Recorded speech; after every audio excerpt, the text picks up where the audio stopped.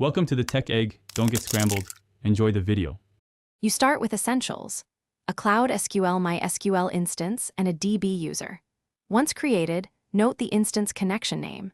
In Colab, run pip install Google Cloud SQL Python connector PyMySQL to get the connector and client. You do this now so Colab can talk securely to your instance without exposing passwords.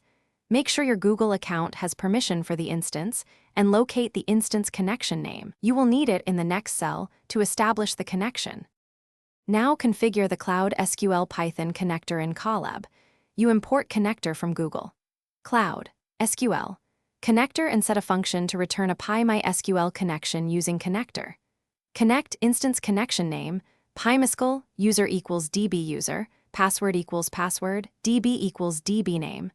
Once done, pass optional IP type equals public or IP type equals private, depending on your instance. Make sure your instance allows connections from Colab. For public IP, authorize 0, 0, 0. Finish by opening the connector, running a quick cursor.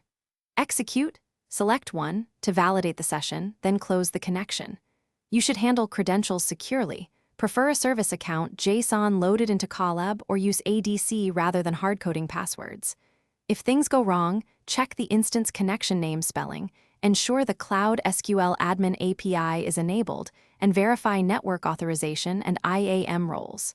Finally, make sure you close connections and avoid long-lived sessions.